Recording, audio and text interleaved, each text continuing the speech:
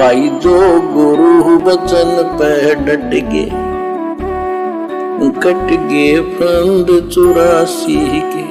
ये काल इसने परमात्मा से वचन लिया था जोगजीत रूप में कि त्रेता युग में मेरा पुत्र विष्णु नारद के श्राप के कारण रामचंद्र रूप में अपना कर्म भोगने के लिए जाएगा।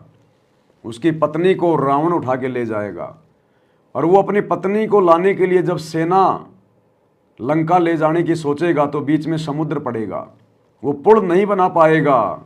वो रामचंद्र यानी विष्णु पुल नहीं बना पाएगा। आप उसकी मदद करना, पुलिया बनवाना। किसने कहा? काल ने। तो एक काल समर्थ कहाँ हुआ? जो समुद्र पर एक पुलिया नहीं बना सकता वो काल समर्थ कहाँ हुआ? अरे ये काम तो आजकल के इंजीनियर कर देते हैं। इंजीनियर समुद्र के ऊपर ये पुलिया बनाना, रेलवे लाइन बिछाना। वो विष्णु का अवतार नहीं कर पाया ये काम। अब इसका मतलब ये नहीं कि आज के इंजीनियर भगवान विष्णु से ज्यादा पावरफुल है, नहीं। इन इंजीनियरों को वर्तमान में ये शिक्षा, ये दिमाग इसी कबीर भगवान सतगुरु रामपाल जी ने प्रदान की है। इसी कबीर भगवान ने केवल भक्ति में सहयोग के लिए, आने जाने के रास्तों को सुगम बनाने के लिए, कि मेरे बच्चे देश विदेश से भक्ति करने के लिए तुरंत आ जाएं। कोई अमेरिका में है, कोई जापान में है, कोई दुबई में है। ये एरोप्लेन परमात्मा ने बनवाई, हेलीकॉप्टर परमात्मा ने इंसान को दिमाग दिया कि मेरे बच्चे सत्संग सुनने के लिए तुरंत आ जाएं, 2 घंटे में आ जाएं, 2 घंटे में वापस चले जाएं। ये बुद्धि परमात्मा दे रहा है, इंसान के बस की बात नहीं है। गुरुदेव कहते हैं आज से 50 साल पहले अगर आप देखो, आज से 30-40 साल पहले का जीवन, इंसान पशुओं का चारा काटने की ढंग की मशीन भी नहीं बना पाया। हाथ से काटना पड़ता था, मशीन चला चला के। एक मोटर भी नहीं बना पाया था। श्री रामचंद्र जी त्रेता युग में क्या उसको गर्मी नहीं लगती थी? एक पंखा भी नहीं बना पाया, ढंग की रोड भी नहीं बना पाया। क्या उसके रिश्तेदार नहीं थे? एक मोबाइल भी नहीं बना पाया। ना श्री कृष्ण कुछ बना पाया, खच्चर जोड़ के चलते थे, घोड़े जोड़ के। क्या आज के इंसान से राम और श्री कृष्ण जी कम बुद्धिमान थे, या आज का इंसान ज्यादा बुद्धिमान हो गया? अगर आज का इंसान ज्यादा बुद्धिमान है, जो इंसान ने सारी चीजें बना ली, तो छोड़ो राम कृष्ण को, आज के इंसान की भक्ति करो। तो वो राम और कृष्ण भी जीव और वर्तमान के हम प्राणी भी जीव। जीव के अंदर ये बुद्धि प्रदान करके परमात्मा सब कुछ करवाता है, जीव की औकात नहीं है। तो वर्तमान में ये जो बुद्धि प्रदान की है इंसान को, ये परमात्मा ने, सतगुरु ने की है अपनी भक्ति में सहयोग के लिए। आज दास लाइव आ रहा है, आप जी घर बैठे हजारों लाखों की संख्या में लाइव देख रहे हैं। वीडियो आगे से आगे चलते रहेंगे, भाई बहन भक्ति का लाभ उठाते रहेंगे, जानकारियां प्राप्त होती रहेंगी। ना हमने कहीं आना, ना कहीं जाना, ना कहीं कोई इकट्ठा होना। ये सोशल मीडिया किसने दी, क्यों दी?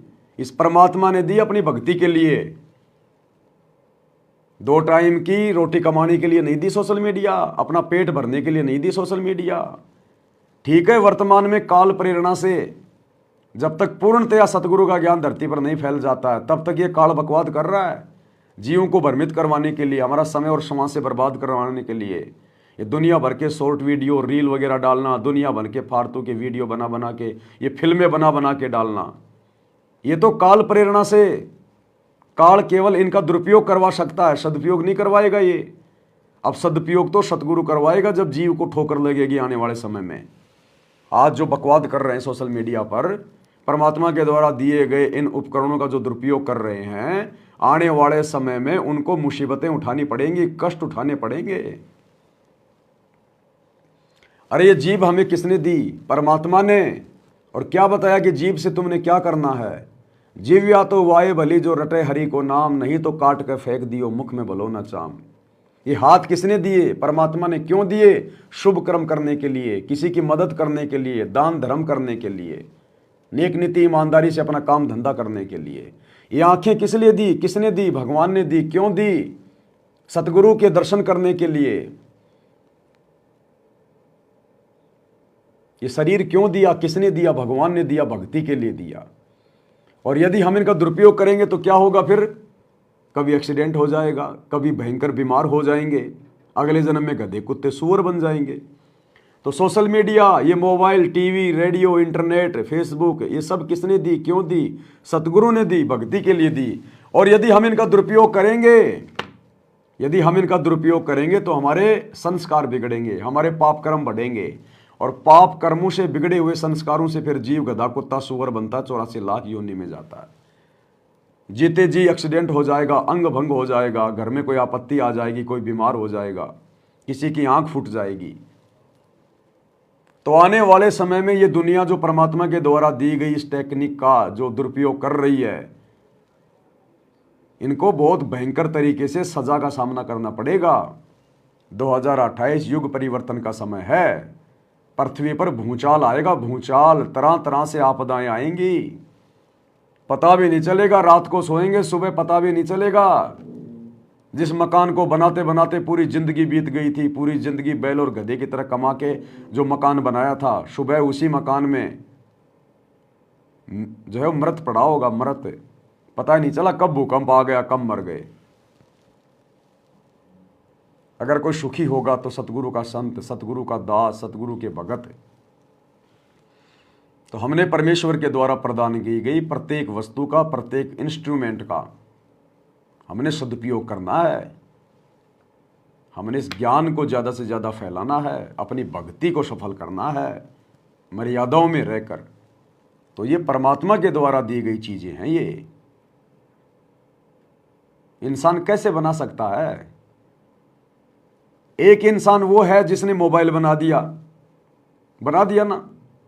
अब हम भी तो सब इंसान हैं।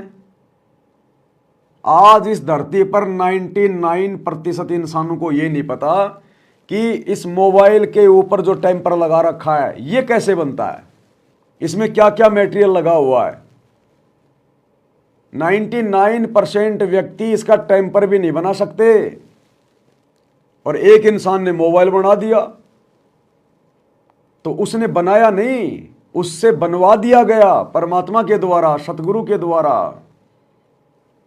अरे जिस प्रकार आप जी पूजा निकलवाने जाते थे पहले, अब वो औरत बैठी है, वो हमारे जैसी तो है, अब उसके अंदर वो प्रेत आके बोल रहा है, पता नहीं क्या क्या बोल रहा है, और हमारे घर की सारी बातें बता रहा है।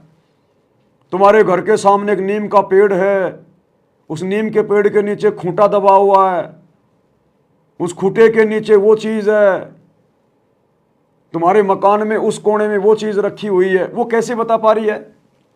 वो कभी हमारे घर पे नहीं गई, वो कैसे बता रही है सारी चीजें? उसके अंदर वो प्रेत आत्मा आके बता रही है। ये आध्यात्मिक टेक्निक होती हैं। भाई जो गुरु बचन पे डट गे, कट गे फंद 84 के, कट गे फंद 84 के, कट गे फंद 84 के।